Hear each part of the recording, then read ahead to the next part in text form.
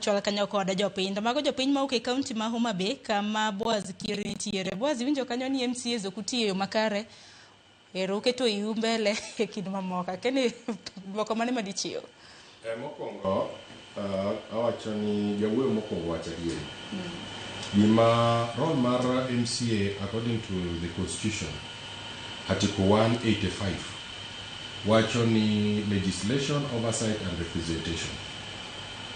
Gima jopiny otamore winjo to gini aparo nobiro kaluwore gi I think it is tradition and then gima wan be wawacho sama campaign. Adieri makende Sharon, gima wadwa wacho mag pi dhi osiptal timang'o, mano is not a role mar MCA. MCA, for example, one year budget making process.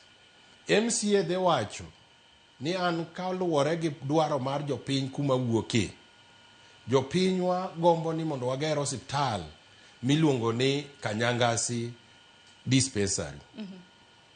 Ka osetero moketo e budget mokale magicha pesa owache ni ka pesa biro time. Sharon, japiny kipache piny kucho oparo ni pesa mokete budget cha ikawo timiyo ng'at miluongo ni MCA. Chike ni pesa cha obede bu executive en tij cabinet dhi kalo pesa cha mondo dhi oti minister mochung' ne department okaluwore nyaka piny procurement itimo. Sharon, chiko kuyiene kata MCA gima jopiny paro niya MCA chiko kuyiene dhi supervise kata kakitiyo hospital ni contractor tiyo tine MCA in supervisor because chiko chako keto ng'amiluongo ni engineer monengo bed concerned ene mogoro bikiu ene masami tiyo dhi e ground. Sharon, kende gima ji ok ong'eyo ni e ward ka ward chiko chako keto position moro miluongo niya a ward administrator. Tij ward administrator en ang'o? Ward administrator ochalo chief, en koro tije ochalo DC. Tiene ni gik ma sirikal ne assembly oseyuak anan ka biye tije MCA en japiny, en japiny. To nyiso sirikal ni tim ne jopiny kama. Japiny ka gavana oseketo to gavana gi joge maluongo nyaka ward administrator gi gik miwinjo ni dhi osiptal jathonge kiang'oka. Supervisor mar osiptal en ward administrator. Then kidhi osiptal kosiptal e ward te ibiro yudo ng'ama ochung' ne weche mag health. Mane ng'ama onego tim supervision. Then ka ywak owuok ginyi koro ka ywak ochako wuok kanye ywak ok owuok kuom administrator ywak nyaka wuok kendo ir japiny.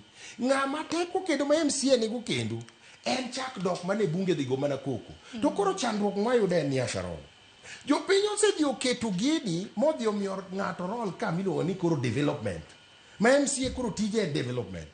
To koro nikech ionge pesa Sharon, kuma koro MCA otwe e Kenya ka te ionge pesa lwedo jopiny dwaro ni ti kendo ng'eni kikoro jopiny ni MCA ok ti gima giwacho ndara rach sikul ok oger ma koro jopiny bende kia kata mna tije MCA maling'o koro keo gik seche ma kamano koro chuni ni Sharon.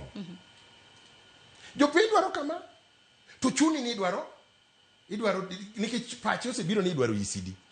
Chik bende odhi odinore ka gombo ni bende ni oyieri dongi wewe koro ni oyo oversight ni to wakwonga di matin wadhi asara ka executive nikech kidhi kucho be kibi gone gi koko nikech chik osegoli kanyo in tijien makoro dhi saruok yawo anasau gima ne waketo Kanyangasi cha yie udho timna jopiny nega mana kamana keni jera bende wach ma bende Boaz wacho bende yieri godo to bende na chidh nade ma bende in kaka MCA Malindi bende samoro bedo ni iyudo koso kichwalo tije magi. Sharon, erokamano. Tiye na achake kama wakili no chake. Wakili Tom Ndukuni ang'e chon kabisa. Kendo nang'e kapod riembo ng'wech motegno gi Agri James Orengo. Kagibiri mageuzi dala kucho bewa kamoro achiel. Ang'e kod rango kom bunge e Ugunja. Kendo ang'e ne ng'at ma wacho gik mobiri wiye ma ok itame. To moko beyo to moko bende gima ok nyal riwo oganda. Omiyo adwa kwaye mondo alere matin kaka mheshimiwa wacho kae. E assembly no yiero tije adek. Mokwongo en representation. a represent jolindi